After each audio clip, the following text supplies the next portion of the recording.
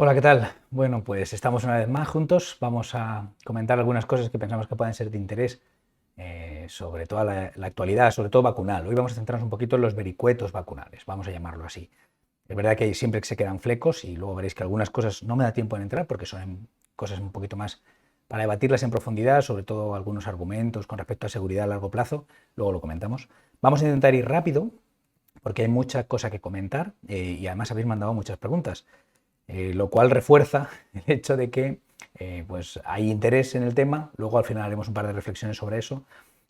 Y hay interés en el tema y aunque nosotros hoy ya veréis que la tecnología no nos va a acompañar mucho, estamos fuera de casa, había que coger vacaciones porque el contrato COVID se acaba y a medida que se acaba pues tenemos que limpiar nuestros días de vacaciones que quedan y estamos fuera de Valencia. Pero bueno, hemos querido traernos el equipo, luego veréis que hemos tenido que montarlo de cualquier forma.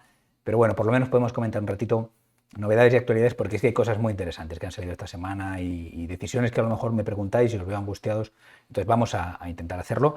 Hoy, como siempre, a ver si entra la cosa bien. Ya os digo que iba a ser divertido. Tenemos a Candela. Hola, buenas tardes a todos. Candela es neuróloga en el Hospital La Fe de Valencia y tiene la suerte o la desgracia de ayudarme en todo esto. Que hacemos un poco, estábamos viendo el montaje que tenemos aquí en las mesitas de la habitacioncita esta del hotel y digo, bueno, estamos locos. Dice, oye, a mí no me incluyas, el loco estás tú. Bueno, pero yo creo que sí que merece la pena que comentemos algunas cositas. Luego espaciaremos un poco los vídeos, pero bueno, de momento hay cosas interesantes que comentar. Entonces, no nos vamos a entretener mucho más. Luego hay preguntas, las que nos va a ayudar Candela, porque habéis mandado mucho para seleccionar. Y vamos a pasar ya a la revisión un poquito de la actualidad, ¿vale?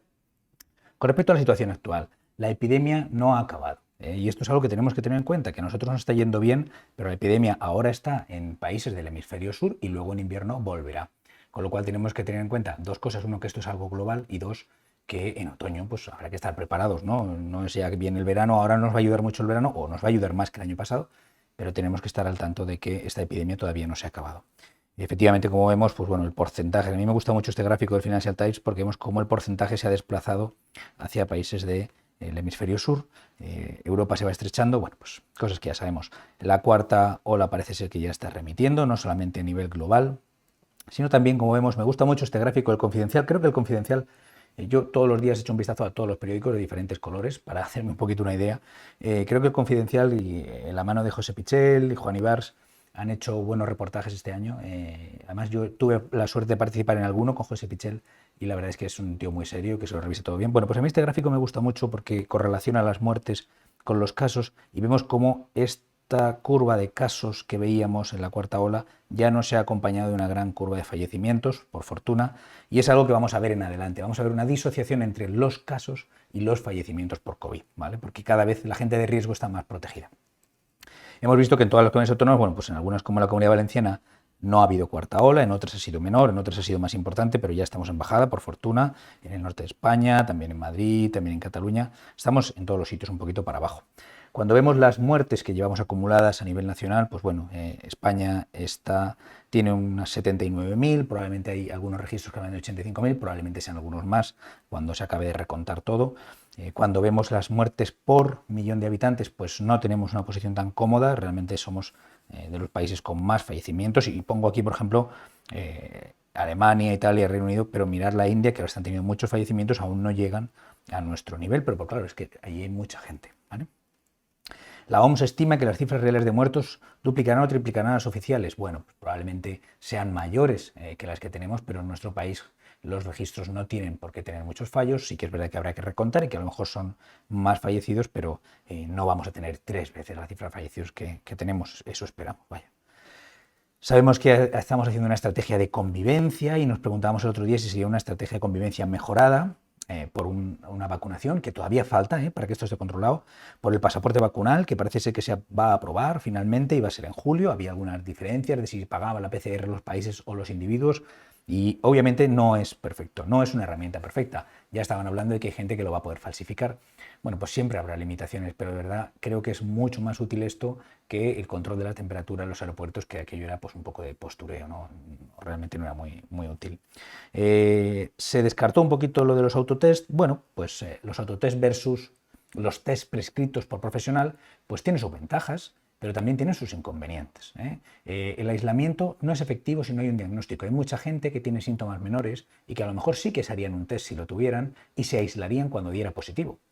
Y lo comunicarían y sabríamos por dónde va la epidemia. Yo conozco un caso reciente de un matrimonio, los dos con síntomas sugestivos, de ir a urgencias y no hacerles el test, de llamar al ambulatorio y no hacerles el test y estar así 3-4 días hasta que yo les dije, por favor, que tenéis síntomas compatibles. Se lo consiguieron ellos yendo con una nota mía al hospital y al final eran positivos. Pues son 4 o 5 días por ahí contagiando, ¿no? Entonces, bueno, pues creo que el aislamiento no es efectivo sin un diagnóstico y los autotests a lo mejor facilitarían un diagnóstico más precoz, y es verdad que tanto la teleasistencia a la que nos hemos visto forzados por las agendas y todo, como que ahora hay menos casos, pues pueden llevar a la relajación. Si queremos realmente controlar la epidemia, no deberíamos hacer muchísimos menos tests, hay que seguir haciendo test. Sabemos que hay una inmunidad por vacunación en nuestro país y que ya empezamos a tener un 34,5% de la población con al menos una dosis, que sabemos que da bastante protección, y un 16,6% con las 2 dosis puestas. Uno de los datos más importantes y que más trascendencia está teniendo en los hospitales ahora mismo es el porcentaje tan importante de mayores de 60 años y de mayores de 70 y mayores de 80 que hay vacunados, ¿vale? Tanto con una dosis como con la pauta completa. Mirad, entre 70 y 79 años y mayores de 80 hay mucha gente que ya está vacunada por completo. Y eso tiene ya un refrendo en la clínica y en los pacientes que vemos en el hospital. Y si nos queremos hacer la composición del lugar, de decir, vale, ¿y cuánta gente está inmunizada tanto por la vacunación como por gente que ha pasado el COVID?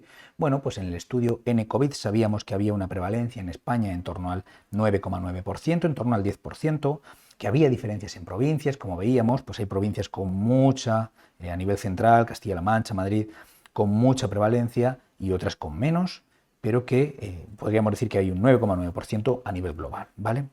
Sabemos que este era un test de anticuerpos. En COVID lo que miraba era los anticuerpos IgG. Después hemos sabido que no todo el mundo hacía anticuerpos IgG. Justamente mujeres, gente joven, a veces se arreglan con la inmunidad celular y no hacen anticuerpos. ¿Qué significa esto? Pues que es esperable que la prevalencia del COVID fuese mayor en diciembre. Estamos hablando de diciembre. Ahora además hemos tenido la ola de enero. Ahora además hemos tenido la ola de Semana Santa. La mini ola en algunos sitios más importantes y en otros menos importante. Pero también sabemos que una proporción importante de esta gente ya es vacunada, porque decían que había un importante porcentaje de mujeres que cuidaban a personas dependientes y personal sanitario. Sabemos que mucha gente que cuida a personal dependiente y la mayoría de profesional sanitario ha sido vacunado ya, con lo cual a gente que estaba inmunizado por haber pasado el virus los hemos vuelto a inmunizar con la vacuna. Lo digo a la hora de hacer la suma, ¿no? Entonces, ¿qué podríamos decir? Podríamos aventurar que haya un 5 o un 10% más de inmunizados a nivel nacional por haber pasado la infección sobre los vacunados. Bueno, esto nos pondría una tesitura, pues que si decíamos que el 34,5% tiene una dosis, el 40-45% tendría algo de protección, ¿no? Un 50%, siendo muy optimistas, un 50% de la población ya tendría algo de protección. Y el 16,6% tenía 2 dosis, pues en torno a un 20-25% ya tendría una protección robusta. Con lo cual ya veis, ya empiezan a ser unos datos que empiezan a sonar bien. Todavía falta para la inmunidad poblacional FETEN, pero ya empiezan a sonar bien. Con respecto a las vacunas, no vamos a revisarlas todas. Ya sabéis que hay diferentes tipos de vacunas con diferentes tipos de funcionamiento. Las vacunas por proteínas y las vacunas por RNA. No vamos a revisarlo, los hemos revisado en otros vídeos, ¿vale? Sabemos que todas ellas tienen un porcentaje de funcionamiento, un porcentaje de eficacia frente a COVID grave y fallecimiento por COVID muy bueno. Y sabemos que la mayor parte de ellas, todas ellas, hacen una activación celular y humoral de anticuerpos, ¿no? Sabemos que algunas de ellas pues, tienen un problema con el escape inmune con la cepa sudafricana. Algunas, como AstraZeneca, es una disminución de eficacia bastante importante. Otras, ARNA, como Pfizer, Moderna, tal, tenían una disminución de eficacia pero menor, ¿vale? Pero todas protegen. Todas protegen y son bastante efectivas y son bastante seguras, ¿vale? De hecho, hay un estudio reciente que publica la Autoridad Sanitaria de Reino Unido, donde veían cuál era el sumario de la evidencia de la efectividad de las vacunas. Y decían, las de Pfizer, BioNTech, las de RNA, pues cuando había 2 dosis era muy importante para la enfermedad, solo para tener síntomas y para estar hospitalizado muy alto. Para la mortalidad, pues fijaros, 95-99% de protección de la mortalidad. Con Oxford AstraZeneca, con una dosis ya había una protección bastante importante que era suficiente pues, para parar un poquito la epidemia. Sabéis que ellos han hecho otra estrategia de intentar dar una dosis al mayor número de gente posible y con 2 dosis pues no tenían tantos datos porque no tienen a tanta gente con las 2 dosis puestas cuando hicieron este estudio, ¿vale? De una forma gráfica, como veis, con una dosis, la enfermedad sintomática, aquellos pacientes que tenían síntomas, los no vacunados frente a los vacunados, pues hay una diferencia muy importante. La hospitalización, los no vacunados frente a los vacunados, la diferencia es todavía mayor, ¿no? Protege sobre todo frente a casos graves la vacuna.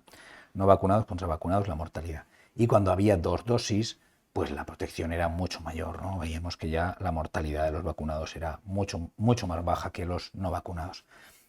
Una idea que os quiero transmitir, porque muchos tenéis dudas, ¿no? Ahora ha habido mucho lío con las vacunas y con la forma en la que se han contado las cosas y se han hecho las cosas, y es que para tener una inmunidad robusta a largo plazo, a no ser que hayáis pasado el COVID, que sería como la vacunación sería como la dosis de recuerdo, a no ser que lo hayáis pasado, lo ideal sería ponerse las 2 dosis de vacunas, ¿vale?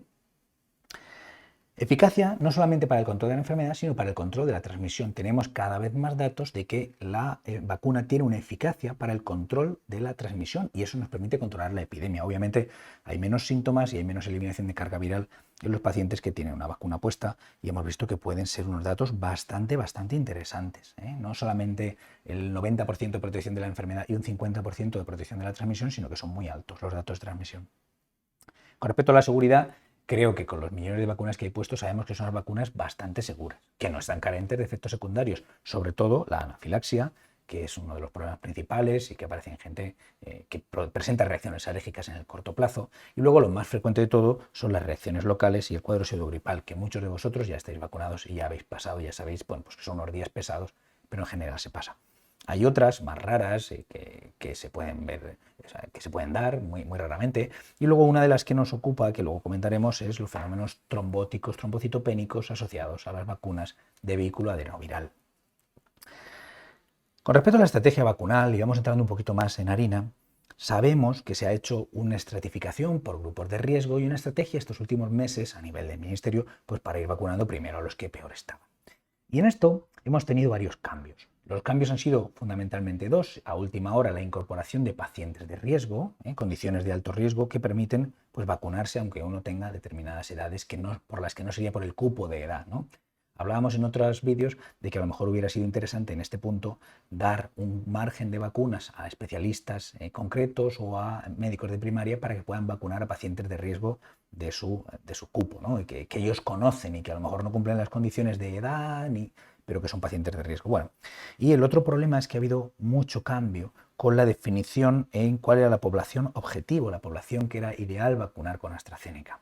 Sabéis que al principio, como los estudios de AstraZeneca se hicieron, la verdad es que no fueron muy acertados porque la gente que más enfermedad padece era la gente mayor y justamente se hicieron estudios con gente menor de 55 años. ¿Era esperable que funcionase mayores de 55? Pues podía ser esperable, pero bueno, hay que intentar usar las vacunas como dice la evidencia científica. Entonces empezaron a darlas en menores de 55 años. Aparecieron algunos efectos secundarios, como el beneficio-riesgo en gente tan joven, pues a veces no estaba claro, produjo bastante alarma. Cuando se conoció todo el problema, se pasó a mayores de 60, con más o con menos criterio, porque lo cierto es que en algunos estudios lo que hemos visto es que si aparece algún efecto secundario, aparece igual a cualquier edad. Después ha quedado para los mayores de 60, ha habido un limbo de pacientes que se han quedado sin vacunar, ha habido una postergación de decisiones y eso ha producido mucha angustia a la gente y una sensación de que es una vacuna que no es eficaz o que no es segura, cuando en general todas son eficaces y seguras. Veíamos que antes hablábamos del 34,5% de la población con una dosis, 16,6% con 2, esto lo hemos comentado ya antes. Y los siguientes pasos en la estrategia vacunal son empezar a vacunar ya a los menores de 60, que es donde estamos ahora, y en junio se habla de vacunar a los menores de 50 y en algún momento vamos a empezar a ver estrategias que ya se hacen en otros países y es abrir a disponibilidad de agenda pues que todo el mundo que ya sea menor de 40 años o menor de X se pueda vacunar. ¿Por qué? Porque eso siempre prioriza que la gente que está más preocupada, que ya es un motivo para vacunarse, la gente que tiene más riesgo, pues va a conseguir una vacuna antes porque se va a citar antes. De todas formas, bueno, pues lo interesante sería hacer una vacunación completa a partir de determinado grupo de edad. Como unas mini conclusiones hasta aquí, desde luego, yo pienso que la vacunación, el desarrollo de la vacuna en tan poco tiempo, intentando solapar fases de los estudios, pero con suficiente número de pacientes como para obtener resultados y además luego con el refrendo de ver que en la vida real esas protecciones que nos predecían los estudios se han acabado cumpliendo y esa seguridad que nos prometían los estudios se ha acabado cumpliendo, pues creo que es un éxito sin precedentes a nivel científico y logístico, no solamente de la ciencia y desarrollo, sino de cómo transportar esas vacunas que, como sabéis, hablábamos hace unos meses de que tenían que estar a menos X grados y que era muy complejo. Bueno, pues creo que es un éxito, ¿no? Pero es verdad que es insuficiente todavía a nivel global. La pandemia sigue a nivel mundial y este virus, que está ahora en el hemisferio sur, nos va a volver en otoño.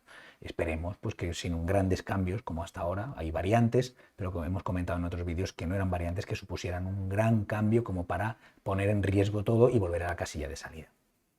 Es verdad que este sistema se queda establecido, ha hecho camino para futuras epidemias, pero es verdad también que estos ya son debates más filosóficos, ¿sabes? Aquí de la medicina y el futuro, y que parece que tenemos la tentación de instrumentalizar la inmunidad poblacional. La inmunidad poblacional es exponerse a nuestro medio ambiente y exponerse a los virus que nos rodean y a los gérmenes que nos rodean y llegar a un entente cordial entre nuestra inmunidad y nuestro entorno. Y quizá pudiéramos llegar a una instrumentalización, porque claro, es muy goloso decir, bueno, no, dado que una de sus prioridades es comer, pues yo me encargo de monetizar y de comercializar todo lo que es la comida, que ya se ha hecho. Pues otra de las necesidades que tiene un ser vivo es defenderse de los patógenos. Bueno, pues no se preocupe, yo invento vacunas para todo. Es un debate filosófico que a día de hoy esto no nos lleva a ningún sitio. Pero bueno, eso es un riesgo. Cuando los antivacunas dicen a partir de ahora, pues yo no estoy de acuerdo con los argumentos antivacunas, pero sí que es verdad que habría que intentar recordar que la mejor inmunidad es la que obtenemos relacionándonos con el medio ambiente, salvo en casos muy graves donde eso va a repercutir en una gran mortalidad. Cuestiones no resueltas, y esto daría para muchos vídeos. A mí me ha costado mucho centrar el tiro, pero es que había que intentar por lo menos revisar algunas cosas. Una es el fiasco, este follón que ha habido con la segunda dosis de AstraZeneca, que os ha producido mucha angustia y que yo os entiendo, y que es normal con toda esta forma como han ido pasando las cosas. Cuando vamos muy rápido en ciencia pasa esto. Cuando uno ya se toma un antibiótico que lleva 15 años en uso, pues nadie tiene ninguna duda, el médico te lo dice y tú te lo tomas con esa seguridad con la que te lo ha dicho el médico. Cuando vamos hilando sobre la marcha, pues pasan estas cosas. El tema de adolescentes y niños, los riesgos a largo plazo, la vacunación masiva. Bueno, pues vamos a intentar ir revisando unos cuantos. Intentaré no extenderme mucho porque hay muchas preguntas y además hay algunas cosas de estas que me gustaría revisar en un capítulo aparte y luego os lo comento. El fiasco de la segunda dosis de AstraZeneca. Bueno, sabéis que hubo un momento en el que empezamos a ver que había unos fenómenos trombóticos. Al principio se dijo que producía los mismos trombos que los esperables en la población general. Lo cierto es que no era así. Había unos trombos especialmente raros que eran mucho más frecuentes que la población general y que además se acompañaban de una bajada de plaquetas, con sangrados, con trombos. Era un cuadro raro. Después se concluyó que era un cuadro inmune similar en el funcionamiento a la trombocitopenia trombótica, falta de plaquetas que se producen trombos a la vez, inducida por la heparina. Y cuando esto se conoció, pues bueno, se hizo un parón en la vacunación por AstraZeneca para estudiar un poco qué es lo que pasaba en algunos países. La EMA rápidamente se posicionó a favor porque estamos hablando de pocos casos, pero aunque sean pocos casos, lo cierto es que no eran trombosis, la típica trombosis de una pierna, una tromboflebitis, sino que eran trombosis graves con cuadros muy graves. Y cuando se acabó concluyendo un poquito, dijimos que probablemente estábamos hablando de en torno a 1 de cada 100.000 pacientes vacunados, con lo cual no era una incidencia menor. Hablamos en su momento de que, bueno, pues fisiopatológicamente era sensato evitar una segunda exposición porque podía haber pacientes que a lo mejor tenían un riesgo aumentado, que no habían hecho trombo la primera vez, que se nos habían pasado inadvertidos y a lo mejor la segunda vez el riesgo era mucho mayor, porque era así lo que pasaba con la heparina. Y a la vez decíamos pues, que había una evidencia científica que lo que se había estudiado dando 2 dosis era dar 2 dosis de AstraZeneca, pero a la vez sabíamos que eran estudios que no tenían la suficiente potencia ni siquiera para comprobar en los estudios iniciales que podían aparecer estos trombos, porque eran unos fenómenos mucho más raros del número de pacientes que se utilizaron en los estudios. Con lo cual había una evidencia científica, pero es incompleta, como todos los fármacos que se sacan a circulación, ¿vale? Y decíamos, nos planteamos, bueno, solo una dosis, AstraZeneca y después AstraZeneca y después otra, y decíamos que había unas cosas a favor y en contra. En el último vídeo hablábamos de que se había dado un poco una patada adelante, intentando pues retrasar la decisión, y decíamos, bueno, pero ¿va a cambiar algo? Y decíamos, bueno, pues saldrá el estudio con Vivax, tendremos datos de Reino Unido, de vacunados con 2 dosis, se publicarán resultados del estudio británico combinando diferentes vacunas, no tenemos el estudio completo, pero hay parte, y la experiencia de los vacunados mixtos de Alemania y otros países, ¿vale? Entonces, bueno, pues oye, a lo mejor retrasando tenemos algo más de información. Vamos a ver qué tenemos. El estudio con Vivax tiene un diseño con carencias y a mí me recuerda más a un estudio de fase 2, donde lo que intentamos es ver si es eficaz, ¿no? Uno da un fármaco e intenta ver solamente si es un antiinflamatorio, pues que realmente es antiinflamatorio. Pero no miramos un comparador activo, no se había comparado vacunar con Pfizer versus vacunar con AstraZeneca como segunda dosis, no era un estudio con mucho número de pacientes y lo único que se intentaba demostrar es pues, un mínimo de solvencia a la hora de producir respuesta de anticuerpos. No sea que la presentación de la proteína S por una u otra vía fuera a afectar. Inmunológicamente tiene todo el sentido pensar que iba a ser efectivo. Y las preguntas que nos podríamos hacer de, oiga, ¿y esto, el caso de trombosis rara cada 100.000 pacientes? Pues el estudio no tiene la suficiente potencia. Por eso mucha gente lo ha criticado diciendo que no tenía suficiente potencia. Pero bueno, es un estudio que algunos resultados, como decimos en valenciano, tota pedra fa pared, toda la piedra hace pared, pues bueno, pues bienvenidos sea algo más de información, pero es verdad que no va a ser un gran estudio que nos dé grandes resultados. Sí que veían en el estudio que había un aumento muy importante en el número de anticuerpos frente a placebo. O sea, bueno, pues sabemos que parece que funciona. Sí que es verdad que podemos hacer comparaciones indirectas, viendo que era esa la proporción, más o menos, en la que cuando poníamos 2 dosis de AstraZeneca aumentaba la segunda dosis frente a la primera. O sea, todo aquel primer vacunado en el estudio que se hizo con AstraZeneca, al ponerle la segunda aumentaba en torno a 100 veces el número de anticuerpos. Dicho lo cual, bueno, pues está claro, pues uno pone vacuna y parece que funciona. No es un estudio que nos dé grandísima luz sobre esto, pero sí que, por ejemplo, se ha analizado en una revista donde publican novedades en Nature, y lo que dicen es que, bueno, pues parece ser que la vacuna, poniendo Pfizer como segunda dosis, aumentó remarcablemente los anticuerpos en aquellos que ya estaban vacunados con AstraZeneca previamente. Inmunólogos importantes de los estudios de algunas universidades dicen que incluso parece que sea más fuerte que la que se generaban después de recibir 2 dosis de la vacuna de AstraZeneca. Esto se hace mucho, son comparaciones incorrectas. En el estudio de AstraZeneca, donde se dio la segunda dosis de AstraZeneca, había una elevación de anticuerpos, pongamos por 90 por. Y en este estudio se ha visto una elevación de 120 por. Bueno, pues uno dice, pues podemos asimilar que son parecidas, pero es verdad que lo mejor es que hubieran estudiado en una rama Pfizer y en otra rama AstraZeneca. Y aunque no fueran muchos pacientes, hubieran visto el mismo número de anticuerpos, esta vez sí comparables, ¿no? Bueno, es una evidencia indirecta de que pueda funcionar, pero como ellos hablan, dice, estas comparaciones son mezclar manzanas y naranjas, con lo cual, bueno, pues algo de iluminación nos da, toda piedra hace pared, pero en este caso pues no era un gran estudio. En La Vanguardia, por ejemplo, hablaban un ejemplo de mala ciencia. Tampoco yo creo que sea un ejemplo de mala ciencia. No creo que se pueda hacer mucho más si uno pretende meterle prisa a un estudio científico y decirle, no, esto en 4 semanas, deme resultados. Pues en 4 semanas le doy resultados de que esto aumenta los anticuerpos. Poco más se puede hacer, ¿no? Sí que yo creo que el Convivax podríamos resumirlo como que estimula la producción de anticuerpos en niveles similares o superiores a estudios pilotos con la misma vacuna. O sea, el estudio piloto con el que se aprobó AstraZeneca. Pero tiene poca potencia para evaluar la eficacia clínica, la eficacia frente a una segunda dosis de AstraZeneca, que no se ha comparado directamente, y la seguridad tanto a corto como a largo plazo. Datos del Reino Unido. Allí están poniendo vacunas, la segunda vacuna, a 9 millones de personas, ¿vale?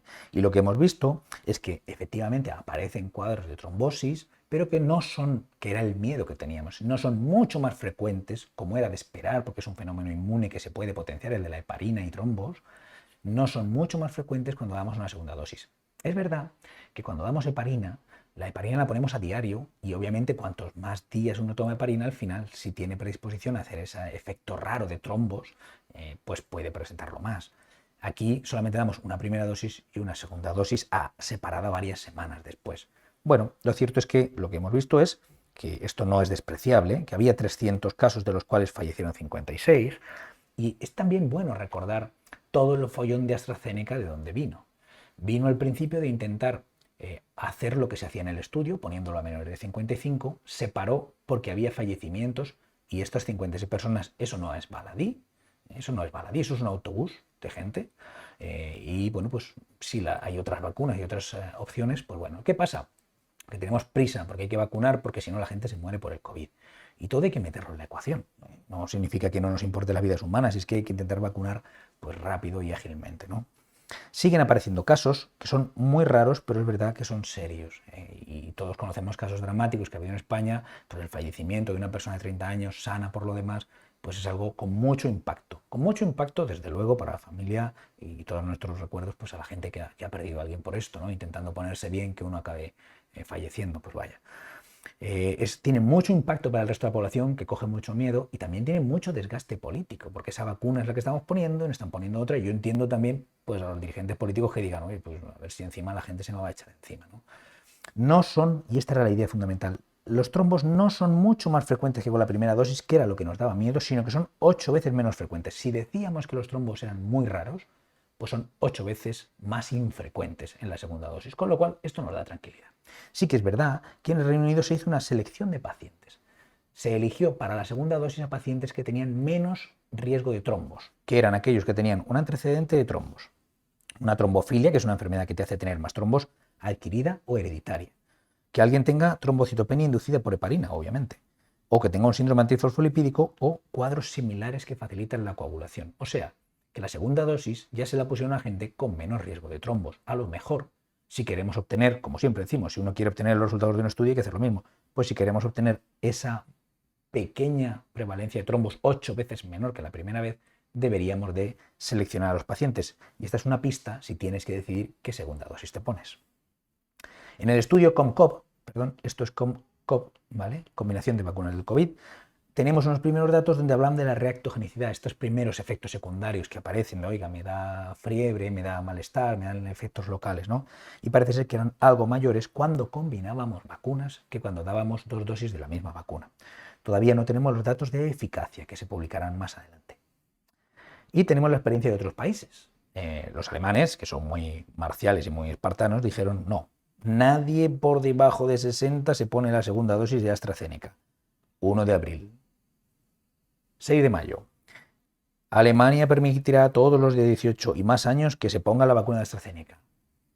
Pues como veis, esto es un dislate, no solo en España, sino también en otros países. Y si los alemanes, que son tan cuadriculados, pues se han encontrado con esto, pues bueno. ¿Qué significa todo esto? Pues que no está claro, ¿no? Problemas, yo creo que aquí hay un problema, y estamos viendo al gobierno culebrear, porque es que es difícil tomar decisiones, es que los médicos tomamos decisiones y sabemos que es difícil. Los trombos son raros, pero hay casos que son dramáticos, y asumir el desgaste de portada de prensa diciendo que ha habido otro caso, que podríamos haber comprado otra vacuna o que se decidió hacer esto porque queríamos salvar el turismo, pues yo entiendo, que no lo comparto, pero entiendo que a lo mejor un político puede decir, oye, evitemos esto porque va a ser un desgaste político, ¿no? Y también es verdad que un país que coge posiciones en contra de la EMA y posiciones en contra de la ficha técnica, que la ficha técnica, como hemos dicho antes, tiene datos incompletos y la EMA prioriza la velocidad de vacunación sobre la seguridad individual, pues bueno, hay evidencia científica, pero todo no está todavía resuelto. Faltan por saber cosas. ¿Qué sería lo bueno? Hacer un estudio con cientos de miles de personas comparando unas y otras, pero no lo tenemos. Como sabéis, ahora, ante toda esta duda, pues hay un problema, pues mire, si usted se va a poner una dosis que a lo mejor le da un trombo, aunque sea uno de cada 800.000, 8 veces más infrecuente, ya, pero es que usted puede volver luego y decir, mire, es que el gobierno me ha dicho que me vacune con esta. Entonces yo entiendo que aquí lo que hay es intentar evitar estos problemas de exposición mediática, de problemas legales, que el ministerio pues no sabe muy bien qué hacer. Entonces las vacunas son seguras, las vacunas son eficaces, pero en esas pequeñas decisiones de cuál sí, cuál no, para qué población, para qué no, pues patinan. Las instituciones no saben tomar ese tipo de decisiones o las toman de otra forma de la que lo tomamos los médicos. Y me gustaba mucho una reflexión que decía Miguel Marcos, que es un internista, y me gusta mucho también la actividad que le está haciendo, creo que es un hombre muy sensato. Decía, muchas de las decisiones clínicas que se toman a diario en hospitales y consultas tienen menos evidencia procedente de ensayos clínicos que las que se están tomando respecto a la vacunación contra la COVID-19. Y son decisiones correctas y adecuadas. A mí me decís, si me pongo la primera dosis de una y la segunda de otra, eso no está estudiado. Pero sí que hay muchos estudios al revés, alrededor. Es que toda la evidencia científica no es directa de un ensayo. Por ejemplo, cuando tú vas y te ponen un antibiótico y no se te va la fiebre y te ponen un segundo antibiótico diferente, eso no está estudiado. Cuando te ponen, tienes un antihipertensivo, un antidiabético, un tratamiento para los bronquios y además te ponen un antibiótico por una infección de orina, eso no está estudiado. Así junto todo. Entonces, ¿qué nos basamos? En la fisiopatología, en la farmacología, en cómo unos medicamentos podrían interaccionar con otros. Hay mucha evidencia científica alrededor. No todos son ensayos clínicos aleatorizados. Y esto os tiene que dar tranquilidad. Ninguna de las dos opciones es mala, pero es verdad que puede dar una sensación de descontrol cuando en realidad pues no la hay. Estamos manejándonos con bastante nivel de evidencia. Resumiendo un poquito. A los que se ponen una sola dosis. Bueno, por la protección hemos visto que si estáis con una sola dosis, estáis entre las semanas 12, 16, incluso probablemente más, pues todavía hay una protección. Pero esta es una protección incompleta y no os recomiendo a nadie que no hayáis pasado COVID previamente que os quedéis solo con una dosis, ¿vale? AstraZeneca y AstraZeneca, pues hay un muy infrecuente riesgo bajo de esa trombosis trombocitopénica. Es una vacuna muy efectiva y muy segura, ¿vale? Con los estándares actuales de medicación es una vacuna eficaz y segura. ¿Cuál es el problema? Que no hay. Y yo no sé, creo que por aquí se me ha colado alguna diapo. Ahora lo comentamos y si no vuelvo atrás, ¿vale? Porque este tema es importante. Con AstraZeneca y después una dosis de RNA, parece que es tan efectiva como con otras estrategias, como dar 2 dosis de AstraZeneca. Hay una seguridad alta esperable y sí que hay datos. Hay millones de datos que no son directos de un estudio clínico, pero sí que sabemos que es una vacuna segura y sabemos que hay estudios en marcha. Y yo creo que aquí se me ha colado una diapositiva, perdonadme porque es que es importante y os la quería comentar. Dadme un segundín. Pues sí, no sé dónde ha acabado esa diapositiva. Bueno, pues os lo voy a explicar de boca, perdonad, ¿eh? ¿Cuál es el problema de que no hay? No sé dónde está esta diapositiva. El problema de que no hay es el siguiente, y es que revisando el registro del sistema vacunal que se publica en el Ministerio de España, lo que vemos es que hay unas 5 millones, aprox, estoy hablando muy aprox, de personas que tienen una primera dosis puesta. Hay 600 personas aprox que tienen 2 dosis puestas. Se han comprado 12 millones de dosis de AstraZeneca, de las cuales hemos recibido 5 millones, aproximadamente 6, ¿vale? Entre 5 y 6 millones, ¿vale? Si hemos recibido 5 o 6 millones y hay 5 millones puestas, como os podéis hacer una idea, no tenemos vacunas para vacunar en las siguientes semanas a las 5 millones de personas que se tienen que poner la segunda dosis. ¿Es este el motivo de toda esta historia? Pues yo no lo sé, yo no soy de teorías conspiranoicas, pero lo que sí que es cierto y sí que podéis esperar es que si queréis poneros la segunda de AstraZeneca, probablemente haya que esperar. Y ya se está viendo que en algunos sitios aparece que en el consentimiento, tú cuando decides ponerte la segunda de AstraZeneca, te ponen una lista de espera. Y esta también es otra pista para decidir, ¿vale? No entro en si eso está bien o mal, no entro en si se podía haber dicho desde el principio, oiga, mire, es que no tenemos para poner la segunda, el estudio se hace a prisa porque es que lo que queremos es saber que vamos a proteger a la gente después de haber llevado una primera dosis de AstraZeneca porque no vamos a tener una segunda. Bueno, pues yo creo que las cosas se deberían de comunicar diferente y si ese es el motivo que nos lo digan, pero bueno, así está la cosa, ¿vale? Yo siempre os digo cómo están las cosas, ¿vale? Entonces os digo, no te quedes sin una segunda dosis, ¿vale? Si no lo has pasado, si lo has pasado con una dosis parece que es suficiente. Las dos opciones son buenas, yo os lo digo de corazón, yo creo que las dos son una buena opción. Ahora, si tienes riesgo de trombosis o este tema te preocupa, pues tu opción es la vacuna de RNA. Si te fías más de esos datos, pues no es que AstraZeneca sí que tiene el estudio hecho, que aunque no eran suficientes para ver un efecto secundario como el de la trombosis esta, pero bueno, es el que se estudió en su principio, la ficha técnica, la EMA, tal, sin problema, AstraZeneca. Ahora bien, cuenta con que va a haber una demora en la segunda dosis de AstraZeneca. Yo contaría con ello. No me parece bien ni mal, hay que ser prácticos, no hay. Y si no hay, y tienes riesgo de un COVID grave, ponte la de RNA, te va a proteger, es lo que parece que hace, y por logística te va a llegar antes. Tema número 2, adolescentes y niños. Evidencia, no se van a hacer estudios completos con tanto número de pacientes como con los adultos. No se van a hacer, no están previstos y que ya se ha visto, bueno, pues aunque el metabolismo de los niños es diferente, pero no es otro animal ni otra especie, ¿vale? Sí que se van a hacer estudios de eficacia y seguridad más cortos, en número de gente, y hay un estudio de Pfizer del que ya se han presentado resultados preliminares, con lo cual están pidiendo ya aprobación en Estados Unidos y pedirán probablemente también en Europa, donde hacen probablemente 1.200 personas vacunadas, 1.200 personas con placebo. Se ve una eficacia y se ve una protección y una seguridad equivalentes a los de adultos. Otro tema es la protección de la enfermedad. Desde luego parece que es eficaz, pero es necesario a nivel individual, niño a niño, adolescente a adolescente, esa protección de la vacuna. Pues eso es más dudoso, porque era muy raro que pasara un cuadro grave y aunque hay algunos casos de COVID persistente en niños, pues es más infrecuente que en adultos. Y a nivel de control epidemiológico, vacunar a los niños porque son un vector que, aunque siempre hemos dicho que transmiten los niños, los adolescentes ya empiezan a transmitir como los adultos. Hemos dicho que los niños eran un vector que puede transmitir, no tanto como un adulto, pero que pueden transmitir. Pues vacunar a los niños solo por ser un vector cuando ellos no van a pasar enfermedad y sus padres ya están vacunados, que son los que les pueden llevar a una enfermedad grave, pues esto no sé si es ético. Vacunar por no ventilar. Hay un estudio esta semana donde decían cómo se puede reducir mucho la la contagiosidad del virus en escuelas, haciendo una buena ventilación y con ciertas medidas. Tiene sentido cuando no vamos a erradicar el virus, cuando el virus va a volver, cuando no vamos a controlar las fronteras, vacunar a niños y no cerrar o no controlar las fronteras de otra forma. Pues no sé, esto ya es un debate más ético que se escapa a la parte puramente médica y que iremos desarrollando. Yo creo que los niños todavía no se tienen que vacunar, necesitamos unos meses de experiencia, de ver cómo evoluciona todo y de que tener resultados de estudios, ¿vale? Seguridad a corto, bien, sabemos que esta vacuna la estamos poniendo ya meses y creo que con toda la gente que hay, ya habéis visto el tema de las trombos. Yo creo que el tema de los trombos, si una cosa buena tiene es que hemos visto que si hay algún efecto secundario va a cantar. Esto no se va a ocultar por ahí en un rincón, no es tan sencillo, ¿no?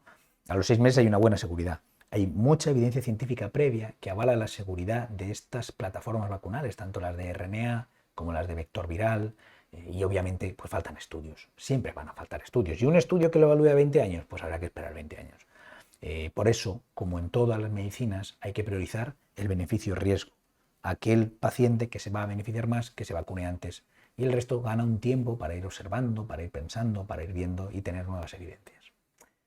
Hay algunos efectos secundarios que me planteáis, pues como el síndrome de potenciación dependiente de anticuerpos, el ADE, e incluso algunas declaraciones de algunas personas pues que en otoño va a haber una debacle, que el 30% de los vacunados nos vamos a morir en cuanto entremos en contacto con el coronavirus o con la gripe. Bueno, yo esto, hay vídeos, me interesa verlos en profundidad, porque son vídeos en los que se presentan argumentos un poquito más finos, no correctos, pero finos, creo yo. Entonces quiero verlos en profundidad y me gustaría hacer un vídeo contraponiendo argumentos a argumentos. Es verdad que es más trabajoso y yo hoy ya no me ha dado tiempo. Entonces lo haremos. Pero sí que, si os interesa el tema, hay un par de artículos interesantes, uno publicado en Science Translational Medicine y otro en MedPage, por qué esto no está siendo un problema. Y este problema de la potenciación de anticuerpos era un tema a tener en cuenta en octubre, en noviembre, en diciembre, pero en mayo, después de millones de dosis puestas y de que el COVID haya seguido circulando, no es que hayamos puesto una vacuna cuando no había virus. El COVID ha seguido circulando, hemos tenido contacto con el COVID y a pesar de estar vacunados no hemos hecho cuadros graves por una tormenta de citoquinas. Con lo cual, este tema lo revisaremos otro día, pero ya os digo que es un temor que en octubre, noviembre tenía un sentido, ahora parece ser que con estas vacunas y con estos virus no va a pasar. ¿Cuál es la población objetivo a vacunar? ¿No? ¿Hasta cuándo vamos a seguir vacunando? ¿Hasta el final? Pues mirad, igual que con la enfermedad individual, a medida que uno va teniendo más anticuerpos, va teniendo menos posibilidad de tener un cuadro grave, pues esto es igual. A medida que vamos vacunando a los mayores de 70, la posibilidad de que haya un atasco en el hospital y una gran mortandad, que es lo que vimos en el año pasado, pues desaparece. A medida que vamos vacunando a los mayores de 60, pues no hay colapso. El hospital ya puede dedicarse a su actividad habitual y a recuperar todo el retraso que hemos ganado en estos meses con cirugías programadas, cirugías oncológicas, consultas, ¿vale? A medida que vamos vacunando a mayores de 40, no hay, o la enfermedad, es como dijéramos, si fuera a nivel individual, la enfermedad es levemente sintomática, bueno, pues seguirá habiendo casos, seguirá habiendo ingresos, habrá alguien que esté en la UCI, pacientes de riesgo. Hace poco tuve un paciente de 42 años que va encarrilado hacia un ingreso en UCI, porque pues, es que hay gente de 42 años que puede tener cuadros graves de UCI, por eso os recomendamos la vacunación, ¿vale? A mayores de 40 años pues puede tener una epidemia levemente sintomática, ¿vale? Pero ¿eso qué va a hacer? Pues que ya esté todo como normal, el hospital está todo normal, pero habrá que seguir llevando mascarillas y con controles y con aforos y con horarios y todo. Y cuando ya vacunemos a los mayores de 25 años, pues la epidemia clínicamente va a estar muy controlada. Aquí es muy difícil que el virus se propague y nos tendremos que plantear con la gente más joven qué estamos haciendo. Y aquí hay una advertencia que os mando, y es un tuit que puse la semana pasada. Veo una especie de doble campaña de vacunación, ¿no? De los mayores a los más jóvenes, que es con vacunas que se han estudiado, donde estamos mirando el efecto secundario raro que ocurre en uno de cada 100.000. Y lo de los jóvenes, que los estamos soltando, que se empiecen a mezclar, que se empiecen a pasar el virus y que ellos se inmunicen por la vía clásica. Y el problema de la vía clásica es que no es tan segura como las vacunas. Hay casos que pueden ser graves, hay casos de COVID persistente y además pueden pasar el virus a sus padres que a lo mejor todavía no estén vacunados. Con lo cual siempre protegeros a nivel individual e intentar no cogerlo todavía. A medida que bajamos de edad, decíamos, la protección individual de la enfermedad es menor. La protección poblacional es similar. Es verdad que los niños no contagiarán tanto, pero sí. Entonces, quizá los niños y los adolescentes no, pero los jóvenes van a tener que ser solidarios y entender que ellos son parte de la manada para hacer la defensa de la inmunidad de manada, y que aunque ellos a lo mejor no van a tener un cuadro grave, pues también les previene de tener una enfermedad, y que hacen un papel a la sociedad. Y de hecho, tened en cuenta, mirad aquí, cuando hay una inmunidad poblacional, los que están en gris son pacientes que, aunque los hayas vacunado, no se han protegido, no tienen anticuerpos, son pacientes de riesgo. Y los que están en verde son aquellos que sí que están vacunados y protegidos.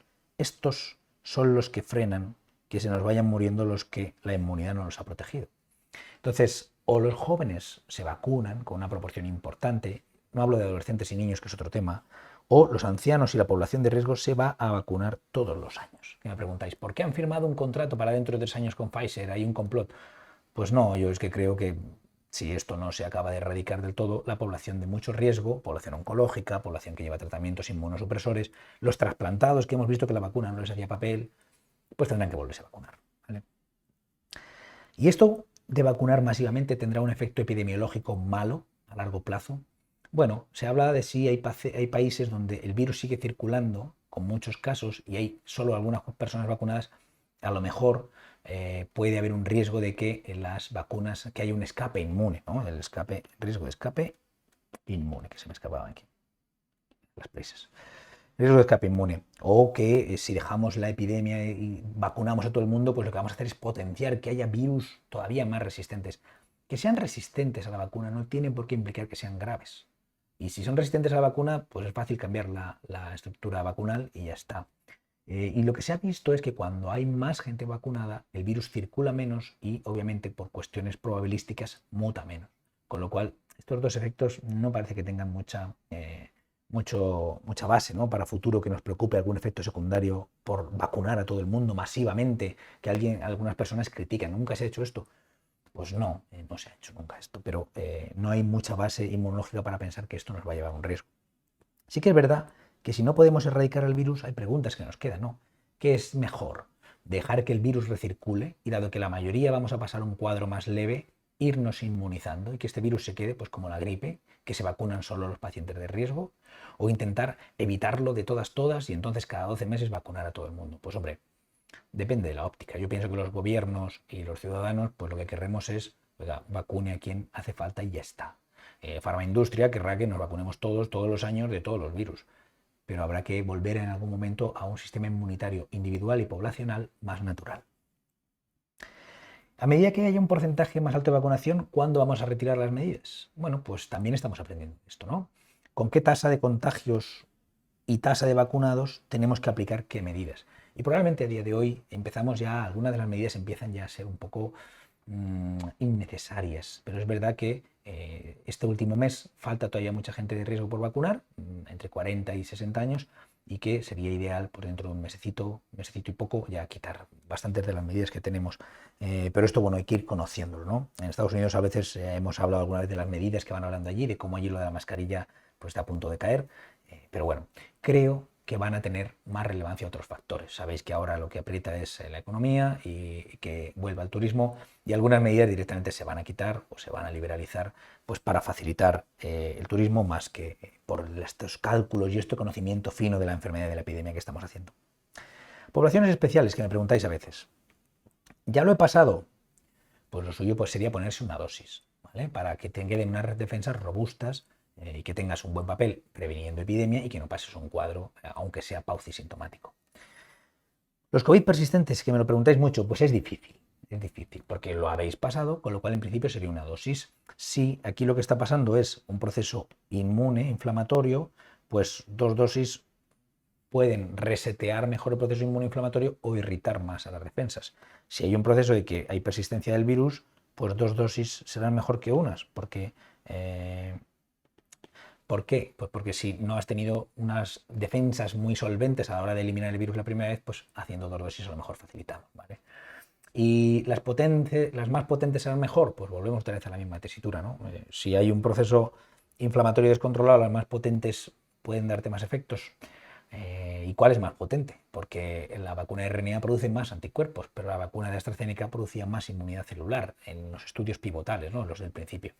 Con lo cual es una pregunta difícil y, como sabéis, tampoco estamos viendo unas mejorías espectaculares en pacientes con COVID persistente que se han vacunado. Yo me vacunaría como otra población y con la que os digan. No tengo una predilección que deciros ahora mismo con la evidencia que conozco. Con respecto a las embarazadas, sabemos que hay un beneficio en vacunarse, hay más embarazos a término saludables y menos complicaciones periparto y sobre todo, además, hay incluso cierta protección al feto. Y es lo que recomiendan las sociedades. Con respecto a los alérgicos, ya hemos hablado otras veces de las recomendaciones. Aquellos que son alérgicos a otras vacunas se lo tienen que mirar o tienen que hablar con su alergólogo. Aquellos que son alérgicos y ya han estudiado sus alergias, las conocen y no son ninguna de los componentes de las vacunas, pues se pueden vacunar sin problema. Y los que son alérgicos a alimentos, otros pólenes y tal, pues en principio que se queden unos 15-20 minutillos allí después para ver que todo va bien. Y además lo podéis hablar con el médico que os va a administrar la vacuna, ¿vale? La gente con coagulopatías, pues hemos dicho desde el principio que es un fenómeno diferente el de los trombos con AstraZeneca que los de las coagulopatías normales, pero bueno, pues podría ser interesante evitar esa vacuna si tenéis esa opción, ¿vale? O la segunda dosis. ¿Cuándo llegará la normalidad para los vacunados, ¿no? La convivencia con los vacunados, las quedadas y en el trabajo? ¿Cuándo estaremos todos vacunados? ¿Qué hacemos, no? Estamos en un despacho de 7 todos vacunados, ¿qué hacemos? Pues bueno, se va conociendo más al respecto y probablemente pues hay que intentar, a medida que vayamos estando todos vacunados, hay que intentar ir volviendo a la normalidad, porque llevamos mucho tiempo sin exponernos a otros gérmenes. La mascarilla, como bien saben los alérgicos a pólenes, les está protegiendo de los pólenes, pero también nos está protegiendo a todos los demás de otros virus, catarrales, tontorrones, que nos pueden pasar a nuestro sobrino cuando lo cogemos en brazos, de otros virus gastrointestinales, y que hay que volver otra vez a estimular nuestras defensas o nos volveremos todos una especie de niños burbujas. Esto no se puede hacer a la correprisa y deberíamos hacerlo a medida que vamos conociendo más datos. Y sobre todo en entornos donde todo el mundo ya esté vacunado o estemos solos y ya estemos vacunados, ¿vale? Tercera dosis. Pues bueno, hay un estudio muy interesante en Nature esta semana donde lo que veían es cómo todas las vacunas más o menos producen un nivel de anticuerpos parecido a esta predicción, ¿no? como los convalescentes, a medida que vamos alcanzando la proporción de el 1, ¿no? El patrón oro que hemos hecho aquí es el paciente que es convalesciente, el paciente que ha pasado el COVID y ha hecho anticuerpos, ¿no? Decimos, ese es el título de anticuerpos neutralizante estándar. Bueno, pues sobre esa curva, todas las vacunas parece ser que van produciendo un nivel de anticuerpos con esa proporción de protección similar, ¿no? Hay una curva, a medida que uno va produciendo más anticuerpos, se van produciendo más defensas. Este estudio es muy interesante para ver dónde se colocan cada una de las vacunas. Esta es la de AstraZeneca, aunque también producía más inmunidad celular, y eso no se tiene en cuenta aquí. Esta es las vacunas RNA. Entonces, podría dar lugar a pensar que los anticuerpos son la única medida, es el termómetro que nos permite saber si estamos protegidos frente a coronavirus o no. Y sin embargo, hemos visto en algunos otros estudios que hay pacientes que pasan el cuadro de coronavirus con menos síntomas y con menos problemas, y esos pacientes no tenían anticuerpos, tenían inmunidad celular. Creo que hay que tener cuidado con este tipo de reflexiones. Está claro que con más anticuerpos hay más protección y que esa curva representa el espectro vacunal, y es muy interesante este estudio, pero esta idea de hacer unos cálculos matemáticos e ir diciendo cómo a medida que vamos teniendo menos anticuerpos las vacunas nos protegen menos y que a medida que pasa el tiempo con la disminución de anticuerpos nos protegen menos, sienta las bases de poner una tercera dosis. Y esto estamos hablando todo el rato de datos de laboratorio, donde no se tiene en cuenta la inmunidad celular. Y os prevengo, una correlación inicial de anticuerpos elevada tras la vacuna o tras haber pasado la infección no indica que la inmunidad sea exclusivamente por vía de los anticuerpos. Y sabemos que la gente que pasaba cuadros menos sintomáticos, que resolvía el virus mejor, era gente que tenía inmunidad celular. No están teniendo en cuenta la inmunidad celular porque es muy fácil medir la inmunidad humoral. Los anticuerpos han de bajar por fuerza, el sistema inmunitario funciona así, no van a estar circulando anticuerpos a tutiplén toda la vida. Lo que hacen es que se quedan células de memoria preparadas para activar otra vez la producción de anticuerpos rápidamente si hay un nuevo contacto con el virus. Si nos hablan de anticuerpos, efectivamente van a bajar. Y no es lo mismo que tengas que tener 1200 títulos de anticuerpos para haber pasado la fase aguda y estar protegido, que con 100 y en la reserva las células de memoria dentro de un año no estés protegido. Sin embargo, probablemente nos trabajen por ahí, ¿no? Todo el sistema de memoria inmunitario sigue activo. Y la demostración de la tercera dosis nos la tendrán que hacer, por lo menos a mí, con evidencia clínica, no puramente de laboratorio serológica, ¿vale? Conclusiones, que son muchas ideas y me gustaría intentar resumirlas. Ya veis que cuando uno se mete es que el tema es complicado. Yo intento simplificarlo, pero bueno. La estrategia de control mediante la vacunación funciona. Creo que esto es evidente, ¿vale? La vacunación funciona, es segura y es eficaz. Y lo estamos viendo, millones de gente vacunada en todo el mundo, ¿vale?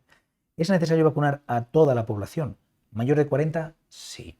Si no, hay poca gente vacunada y además gente que puede ser de riesgo, como os digo, ¿eh? Gente que tenga las defensas un poco bajas, que se haya pasado de peso con 45, puede tener un cuadro grave. Y a los mayores de 25 probablemente también. Y a los menores tengo mis dudas, que no vayan presentando resultados y lo vamos viendo y a ver qué tal. Y además es que también está la posibilidad de conjugar con otras medidas. Es que si el problema son los niños y los padres ya están vacunados, pues podemos tener medidas de control en los colegios y de ventilación y de otro tipo de cosas. Ojo, que aún falta gente. Por un lado estamos hablando ya de que los vacunados a lo mejor tienen que empezar a ir exponiéndose, con cuidado de no infectar a otros, porque eso es un problema, pero cuando salgan a la naturaleza, cuando estén con otros vacunados, por un lado estamos hablando de eso, pero aún falta gente de riesgo por vacunar. Tener mucho cuidado, no contagiéis a otros. Y desde luego la inmunidad no aparece el día 1. Hasta que no os pongan la segunda dosis, no estáis protegidos del todo, o por lo menos hasta que no ha pasado un mes de la primera dosis, ¿vale? Tened cuidado. Y como queda gente de riesgo por vacunar, pero ya ha llegado el verano y en algunos sitios da la sensación de que ya esto ya se ha pasado, ya llegó la marabunta, el verano, y nos olvidamos de todo, protección individual, protegeros más de lo que os obliguen las autoridades, que las autoridades tienen otros intereses y otras medidas que poner en juego, ¿no? Hay algunas cuestiones no resueltas, hablamos de cosas no resueltas, pero a ti, a nivel de título individual, para tú vacunarte, yo creo que hay suficiente información y suficiente tranquilidad. Y no hay muertos por vacunas. Hay algunos casos de trombosis muy raros, pero en general la gente no se está muriendo a mansalva por la vacuna. Se estaban muriendo por el coronavirus y ahora ya no se están muriendo casi. Hay unas cifras muy bajitas. Tenemos que conseguir que bajen a cero, porque está muriendo todos los días bastante gente todavía, pero esto es mínimo. Calma, cabeza fría. Es que veo algunos mensajes que me llegan todavía de vosotros muy angustiados, y creo que es que ahora mismo ya debates, a medida que la enfermedad se pasa y la parte clínica la vamos teniendo más clara, ya nos empezamos a enzarzar en temas más organizativos, logísticos, y yo no me posiciono. Por supuesto que hay muchas cosas que se han hecho mal, pero eso no os tiene que angustiar a título individual. A título individual, vuestras vacunas cuando toquen, que funcionan, y vamos a volver a cierta normalidad pronto, ¿vale? Os quería enseñar esta foto porque nosotros estamos de vacaciones. A mí, como el contrato de COVID, bueno, pues tiene una duración y había que coger los días de vacaciones, pues nos hemos ido. Y bueno, pues quizá hoy haya habido problemas técnicos. Esta foto es un poquito, pues para pediros disculpas porque así estamos, en medio en un sofá con la maleta, el ordenador y tal. Si lo vierais os daría risa. No sé siquiera si vamos a poder subir el vídeo. Bueno, ahora lo intentamos. Y por otro lado, bueno, pues deciros un poco que tenemos que empezar a relajarnos un poco todos con este tema, sobre todo a medida que ya vamos estando vacunados, con cabeza, pero con cierta luminosidad, ¿vale? Y os voy a hacer un par de reflexiones, y después de las reflexiones y de las preguntas, yo voy a cambiar de tercio y voy a girarme de esto que estoy viendo ahora, ¿no? Esta es mi visión, ¿no?, de lo que estoy viendo ahora, a esta, que es lo que se ve por el balcón, ¿vale? Pero aunque Candela casi me mata, pero he dicho que había que hacer un vídeo y ella también lo entiende, que hay mucha gente con preguntas y angustiada. Entonces, en cuanto acabemos, me pasaré de este lado al otro lado del apartamento o del piso este. Reflexiones. Estas son las ideas que me gustaría comentar, ¿eh? Tengo la impresión de que estamos ahondando demasiado ya en temas que son laterales, ¿vale? Y me da la sensación a veces de que con estos vídeos y con esta profundización en los temas, porque yo sé que algunos de vosotros sois profesionales y que entendéis esta pelea que hay entre la farmaindustria, el gobierno, las restricciones, no quiero poner esta vacuna que es más cara, o este tratamiento, porque tal, ponemos un visado, y la evidencia científica y los intereses y la pobre evidencia científica a veces con la que nos tenemos que ir apañando los médicos para tomar decisiones y los sanitarios para entender de qué va todo esto.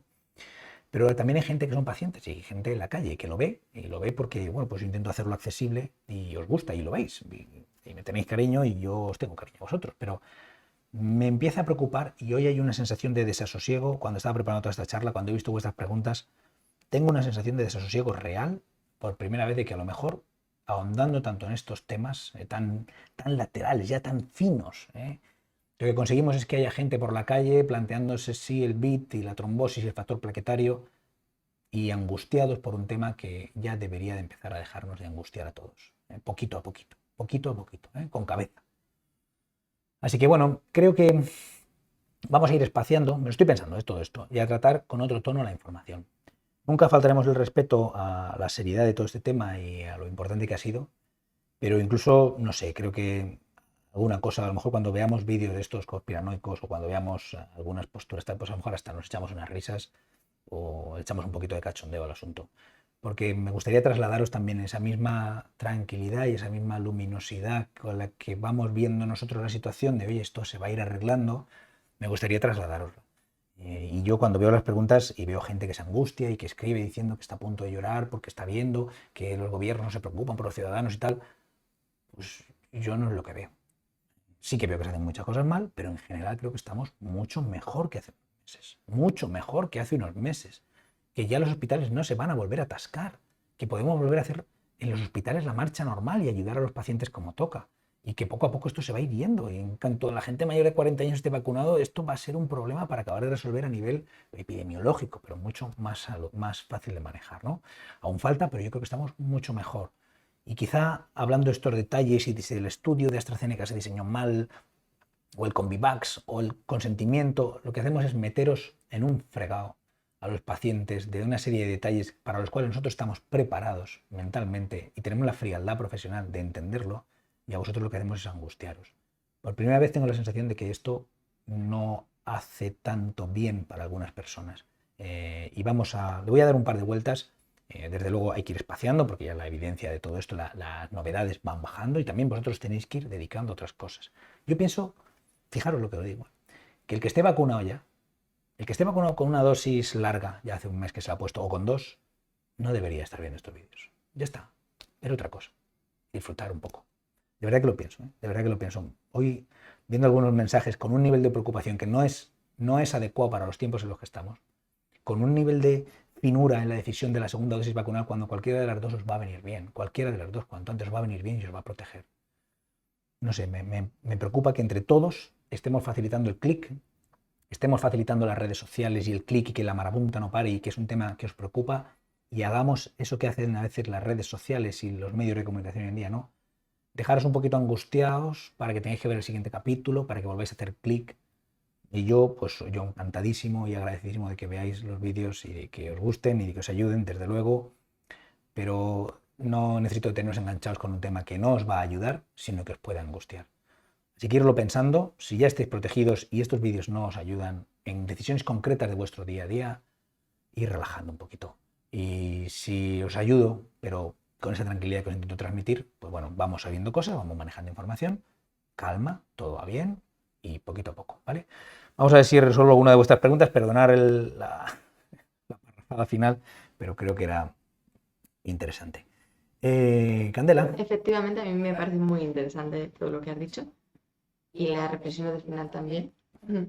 Vamos a empezar un poquito con las preguntas. Muchas de ellas, de hecho, ya las has contestado durante todo este tiempo, pero vamos a ir pues, hablando de alguna cosita más. Javier Gutiérrez dice, hola doctor, si el R0 desde verano nunca superó el 1,6, ¿podemos descartar una quinta ola a partir del 40% de vacunación? Luego hace unos cálculos y dices lo que parece estar ocurriendo en UK y Estados Unidos. Mucho antes del 70% de los casos, mucho antes del 70% de la vacunación, los casos caen en picado. Saludos. Pues saludos, Javier. Me parece una buena pregunta. Creo que ahora mismo, y fijaros que al principio decíamos, es que ya hay gente que lo ha pasado, y la prevalencia que la que hablábamos era de antes de la ola de enero y de antes de Semana Santa. Hay mucha gente que lo ha pasado, hay mucha gente que ya está vacunada y además vamos de cara al verano. Yo creo que no vamos a ver una quinta ola que sea problemática y a partir de ahora creo que va a haber una disociación muy importante entre el número de casos y el número de enfermos. Y esto es importante porque va a haber casos, pero no va a haber enfermos. Porque los sitios donde hay gente vacunada, pues bueno, hay que intentar tener la epidemia controlada, porque si no acabará llegando a gente que a lo mejor no había tenido una buena respuesta a la vacuna y porque no aparezcan nuevas mutaciones y porque la epidemia cuanto más controlada esté es mejor. Pero a medida que los casos ya no sean enfermos, nos encontramos con un virus más llevadero y que no supondrá un problema. ¿Que es mejor no pasar virus? Bueno, es mejor no pasar virus, pero la gripe la pasamos frecuentemente y no supone un problema. De todas formas, también en todo esto va a cambiar un poquito la óptica, Esos 6.000 muertos que había todos los años de gripe, vamos a ver si el año que viene eso lo digerimos igual. Va a cambiar todo un poquito a nivel social de perspectiva. Con esas Rs yo no creo que haya una quinta ola. Y si la hay, será un brote, un aumento en número de casos, algún brote en algún sitio cuando vengan en verano, pero si los mayores de 40, 50 están vacunados, veremos casos y no enfermos. Y eso ya hará pues, que sea un problema de salud pública y no tanto de salud real. Por decirlo de alguna forma. Perdón, los de salud pública, que es muy importante su labor. Sí, te hemos entendido. Bueno, al menos lo bien pensado te hemos entendido perfectamente. Pere Camps dice, hola, a ver si llego a tiempo. Llegas a tiempo, Pere. Vamos a ver. Dice, gracias, doctores. Y hace esta foto de su familia. Tiene el abuelo, que era de riesgo, tiene 2 vacunas de RNA. Hace más de 10 días. La abuela de 69 años y los padres tienen una dosis de AstraZeneca hace más de 30 días. Y tienen 2 niños, 6 años y 3 años, que van al cole. Y pregunta, ¿podemos hacer vida completamente normal entre todos? Repíteme, la ecuación es Mira, el abuelo que tenía riesgo. Eso es. Abuela de riesgo. 2 vacunas de RNA. Eso es. La abuela. Una de AstraZeneca hace más de 30 días. Vale. Y padres jóvenes hace más de 30 días también una de AstraZeneca. Vale. Y 2 niños pequeños. Una buena pregunta. Mira, la gente que es de riesgo en esa casa ya tiene una protección importante. No es una protección tan robusta y tan completa. Para los padres con 30 días de AstraZeneca, probablemente ya tienen una protección como para evitar un cuadro de salud grave, a no ser que sean alguien de riesgo, alguna patología de riesgo y tal. La abuela con una dosis solo de AstraZeneca, pues hombre, hemos visto que la protección, y voy a poner la diapo, la protección es buena, sí que protección, pero aquí estamos, dame un segundito, aquí estamos, aquí, vale. Fijaros, hablábamos de protecciones, ¿no? Con una dosis de AstraZeneca hay una protección frente a la mortalidad del 75-80%, ¿vale? Hay un 20% de mortalidad. Frente a la hospitalización, 75-85%, ya nos vamos más aún, 80%, frente a la enfermedad sintomática. Entonces también hay que tener en cuenta que la gente mayor no se tiene por qué morir del COVID y que tengan un COVID sintomático y que les tuerza otra cosa. Un COVID sintomático puede poner un estrés a tu cuerpo y que al final te dé un infarto. Entonces yo me esperaría a que la abuela estuviera completamente vacunada para hacer una vida completamente normal. Cuando los niños dejen de ir al cole y si os convertís todos en un grupo burbuja pasados 15 días, pues a lo mejor podéis. Juan Muñoz dice, buenas tardes, doctor. Un segundito. Ahora, repite. Juan Muñoz dice, buenas tardes, doctor. Ante la tesitura de tener que decidir si nos ponemos la segunda dosis de AstraZeneca o bien Pfizer, me surgen muchas dudas, muchas de las cuales te habrá contestado ya el doctor. Si decido ponerme AstraZeneca por no mezclar vacunas, ¿qué pasará si en unos meses nos tienen que poner una tercera dosis? Pues probablemente no sea de AstraZeneca. Yo creo que se están viendo los tiros, lo hemos hablado en alguna ocasión, ¿no? AstraZeneca ha tenido algunos fallos logísticos importantes que hacen que, por ejemplo, pase lo de ahora, ¿no? Que no tengamos vacuna de AstraZeneca para vacunar con la segunda dosis a toda esa gente. Y obviamente, pues hombre, si yo fuera el administrador de un cortijo, de lo que fuera, no sé, y me viera en esa tesitura, diría, mire usted, no vuelvo a contratar con usted, que me ha dejado tirado a mitad de camino, ¿no? Por otro lado, es bastante probable que por esa seguridad, aunque sea una cuestión menor, a largo plazo, pues no se utilice AstraZeneca, se utilicen otro tipo de vacunas. Hay gente que dice que hay una especie de complot porque las vacunas son más caras. En mi experiencia, la administración nunca pone un tratamiento más caro si lo puede poner más barato. En general, porque hay que ahorrar, el sistema sanitario es muy caro y todas estas cosas. Y a veces nos peleamos porque queremos que le quiten el visado a los anticoagulantes nuevos porque el Sintrón es muy engorroso y es que son más caros. Y entonces, bueno, pues hay siempre una pelea, hay una tensión donde yo hasta la fecha nunca he visto que la administración tire hacia la solución más cara. Entonces, si me dice, bueno, ¿a futuro qué habrá? Pues probablemente otra vacuna.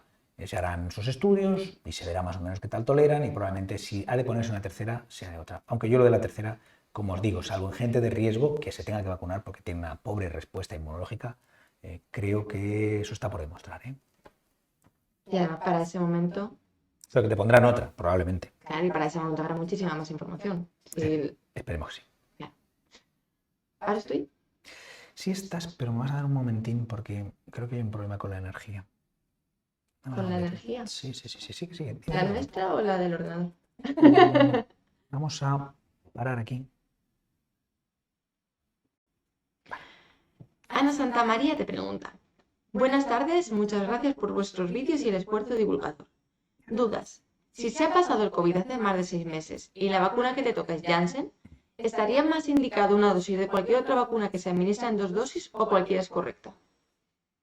No hay estudios con Janssen viendo si una vacuna hacía falta solo una o dos, pero dado que Janssen se pretende dar una monodosis porque es suficientemente inmunizadora, yo me pondría una de Janssen tranquilamente y creo que me daría suficiente protección, igual que una de las otras. Ahora bien, esos estudios no están hechos con Janssen. Los que vimos que con una dosis era suficiente y la segunda sobraba, pero yo creo que la inmunidad va a ser igual. Perfecto. Pilar dice, por otro lado, el tiempo de espera... Vale. Bueno, es que venía enlazado con otra pregunta. Perdona, Pilar, te cogí la segunda. El tiempo recomendado de espera entre las dosis de AstraZeneca era 12 semanas. Se alargó por el estudio, pero siguen avisando que se retrasa la segunda a las 16 semanas. ¿Nos quedamos desprotegidos en este tiempo? No, lo que pasa es que la inmunidad que produce la vacuna tiene que madurar, tiene que haber un segundo estímulo para que el cuerpo interprete que este es un germen, entre comillas, al que se va a ir exponiendo de tanto en tanto y active bien todas las células de memoria y hay una buena respuesta de anticuerpos. Incluso se ha visto que retrasar la segunda dosis de la vacuna, esas 12, 14 semanas, producía un aumento del título de anticuerpos mayor. Por eso os decía que aunque los anticuerpos van bajando, cuando nos volvamos a exponer en unos meses a un coronavirus, nuestro cuerpo va a producir una gran cantidad de anticuerpos. Es que es como funciona la inmunología. Entonces, yo no creo que os quedéis desprotegidos, pero hombre, lo ideal sería intentar hacer las cosas cuando toca. Y si me apuráis, si tengo que decir entre ponerme la de AstraZeneca en la semana 24, porque pudiera ocurrir por cómo está la logística, y ponerme una de ARN la semana 16, me pondría la de ARN en la semana 16. Es lo que yo haría, pero que no hay evidencia de eso. Claro, lo que decías también antes, que depende del riesgo individual. Claro, y depende del riesgo individual. Si tienes que asegurar tus defensas porque eres una persona de riesgo, pues cuanto antes mejor. Eva Martínez, me ha gustado mucho tu pregunta porque sabes que normalmente no puedo sacar casos clínicos específicos porque no se puede hacer una evaluación de un paciente con una pregunta. Pero me lo has hecho de una forma tan bonita que me encanta. Dice, ¿qué pueden hacer las personas de 65 años a las que le han bajado las plaquetas a 120.000 a los 10 días de recibir la primera dosis de AstraZeneca? Y ahora ya te pillas aquí y dices que eres tú en realidad. ¿Sería prudente no ponerme la segunda dosis de AstraZeneca? La trampa. Bueno, si hay un descenso notorio de las plaquetas, decir, oye, me hice hace un mes una analítica porque tenía yo qué sé, y me salían 250, 300.000 plaquetas, si hay un descenso notorio y ahora tienes menos de la mitad de las plaquetas que tenías en el día 10 de haberte vacunado, yo no me pondría la segunda. Y esto es arte clínico, no es evidencia científica. Yo no me pondría segunda, te recomendaría ponerte otra. Ahora bien, ¿eso se ha estudiado? Bueno, pues lo ideal hubiera sido, para correlacionarlo bien con la vacuna, es ver en el día 5 que tus plaquetas sean normales y en el día 7 que estaban bajando y en el día 10 que me han bajado más. Pero es difícil de decir. Pero en tu caso, tú te presentas mañana a mi consulta y me preguntas eso, pues yo te diría, mire, en tu caso, ponte otra de segunda, por si acaso.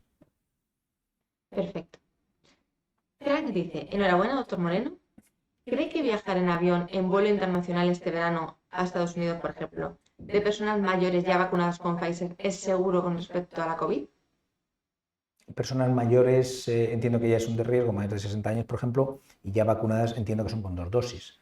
¿Viajar en un vuelo? Sí. Probablemente tenga que ir con la mascarilla, y de hecho yo creo que la mascarilla en sitios cerrados aún se quedará una temporadita, pero bueno, sí. Estupendo. Bueno, Alfonso dice, hola, gracias por vuestra dedicación y esfuerzo. Soy médico, estoy pasando una consulta COVID. Esta semana he visto una persona asintomática que se hace el test de antígeno y da positivo. Ese mismo día se hace PCR y da negativo. Para confirmar se repiten test y vuelve a dar antígeno positivo y PCR negativo. ¿Qué opina? Qué raro. ¿Qué opino? Que es muy raro. A ver, sabemos que la PCR tiene un test.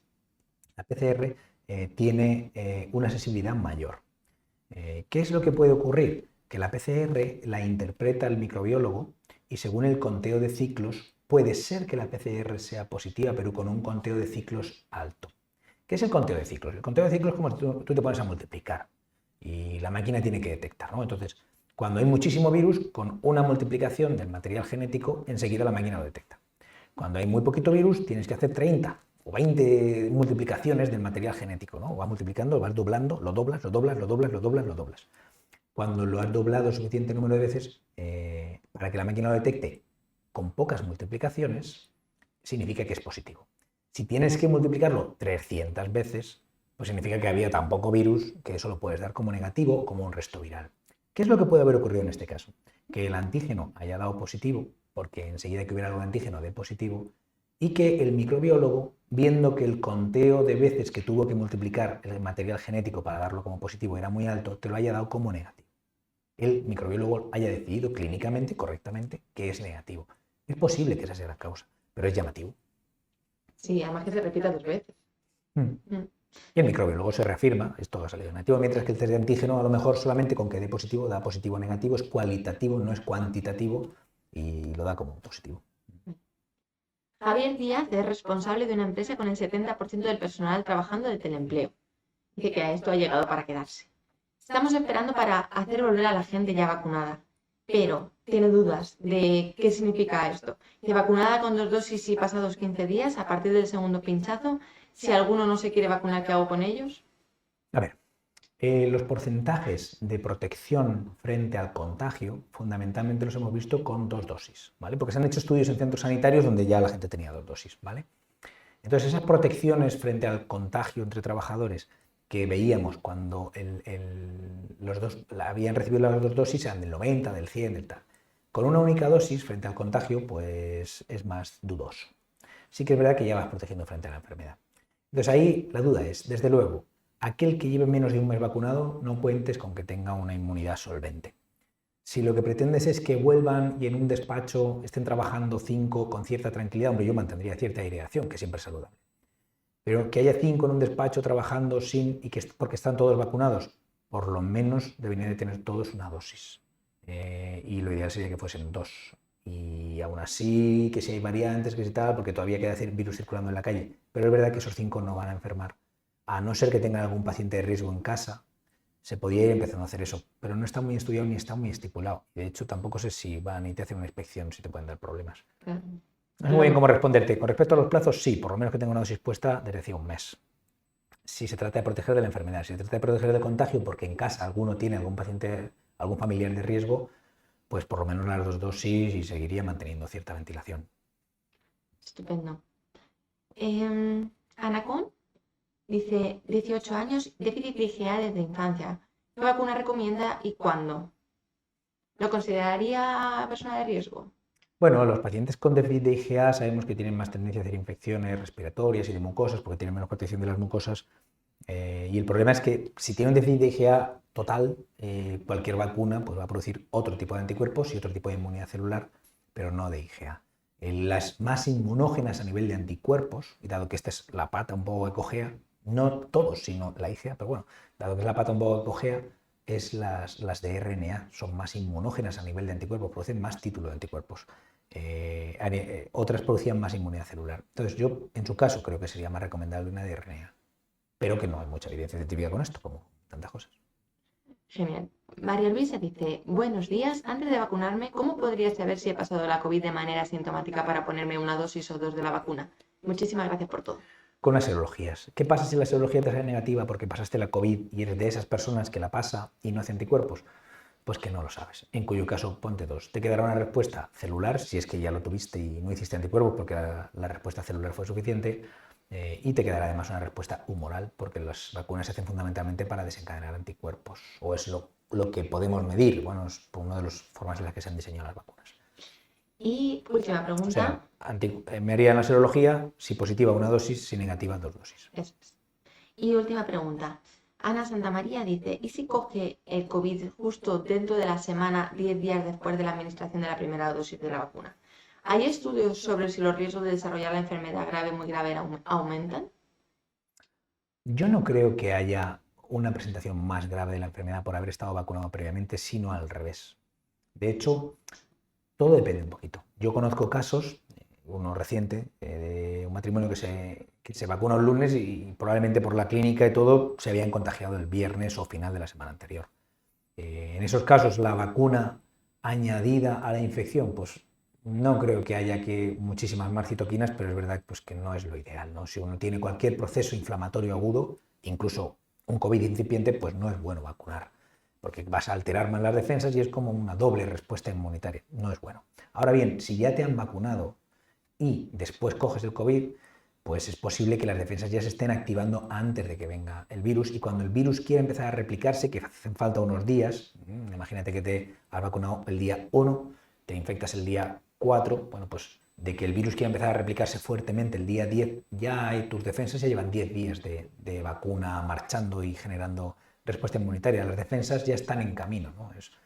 Yo pienso que será menos grave, pero tampoco hay mucha evidencia al respecto. Estupendo, pues lo vamos a dejar aquí por hoy. Me parece bien. Vamos a cerrar y de nuevo, pues eso, agradeceros a todos la paciencia. Los problemas técnicos esta semana, pues porque no queríamos dejaros sin vídeo y durante la semana hemos estado de trabajo hasta arriba, ha sido imposible dejarlo grabado antes. Un abrazo fuerte. Lo que os decía, si ya estáis protegidos, tranquilos. Si os toca la segunda dosis de AstraZeneca, espero haberos ayudado a tomar una decisión, y tranquilidad con todo este proceso. Creo que es un guirigay de todo tipo, menos médico. Cualquiera de las dos opciones os va a ser de ayuda, y es buena. Son fármacos seguros y eficaces, más que muchos otros que usamos, y que no hay que firmar consentimientos, y tranquilos. Ánimo, un abrazo fuerte. Nosotros vamos a descansar unos días. Ya os digo, os dejo en el chiringuito este que hemos montado aquí en el hotel y nos bajamos a la playa. Un abrazo fuerte, cuidaros mucho.